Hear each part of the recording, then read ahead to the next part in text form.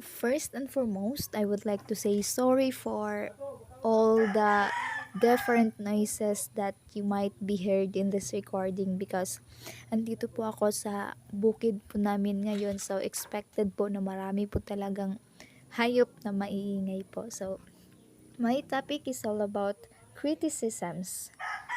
Lack of enforcement, just high-sounding rhetoric with no real meaning since the ideals cannot be enforced. Criticisms can be a lack of enforcement. In media ethics, rhetoric means presenting and making your views convincing and attractive to your readers or audience, even if has no real meaning. Just like posting on social media, even it doesn't have any meaning or for it's just nothing but useless. These ideals cannot be enforced. Concerns that codes are laden with ambiguities, fuzzy, imprecise words and statements that are subject to interpretations. Criticisms concerns that codes are laden or burdened with ambiguities, fuzzy, imprecise words and statements that are subject to interpretation which does not have a clear meaning. Second bullet is concern that codes are more show than substance. That their major role is to give the public the impression that the media have high standards of professionalism. So it concerns that codes are more on show than substance. It means that in criticisms, codes are more on display, flaunting than having the substance in it, and that their major role and main role is to give the public the impression that the media have high standards of professionalism. That's what criticisms plays in media ethics. And the third bullet is about the criticism. At the very most, codes inspire those who are willing to accept them to be sensitive to professional values and practices. So, codes makes people to inspire more and willing to accept and practice to be a professional that holds values. These are the general code of ethics for mass media. The primary themes common to most codes of journalistic standards and ethics are objectivity, seek the truth and report it, never plagiarize, minimize harm, avoid misinterpretation, get all sides of the story, respect anonymity, independence, neutrality, truthful, accountable, accuracy and standards for factual reporting. So first, we have objectivity. Clear separation between news and opinion. So objectivity, we should not always be subjective. We should also be generalized and include objectivity. So clear separation between news and opinions. Just like in house editorials and opinion pieces are clearly separated from news pieces because news reporters and editorial staff are distinct to each other. Next is obvious separation between advertisements and news because all advertisements must be clearly identifiable as much, and it should have the separation between the advertisements and the news. Third bullet, persons who are the subject of adverse news stories are allowed a reasonable opportunity to respond to the adverse information before the story is published or broadcast.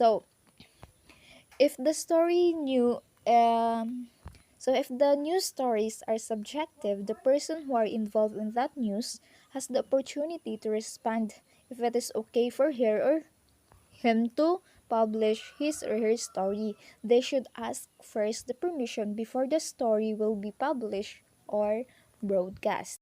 Third bullet.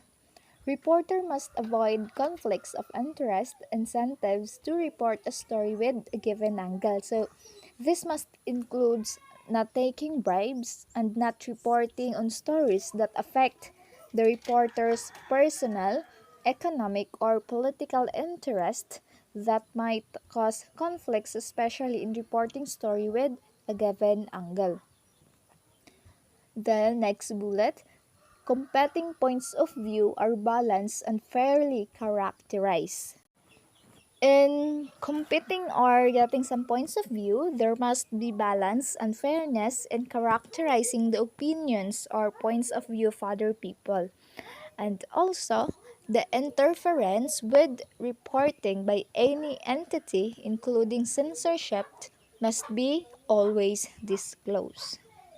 Next slide is seek the truth and report it. Journalists should be honest, fair, and courageous in gathering, reporting, and interpreting information. Because as a journalist, you must seek information that is authentic. You should be honest, fair, and courageous in gathering and interpreting information. So, journalists should test the accuracy of information from all sources and exercise care to avoid the chance of error. Carefully seek out subjects of news stories to give them the opportunity to respond the allegation of wrongdoing. So, as a journalist, you should test the relevance and accuracy of information from all sources that you've gathered, and also exercise and practice care and attention to avoid chances of error. Deliberating distortion is never permissible or allowable.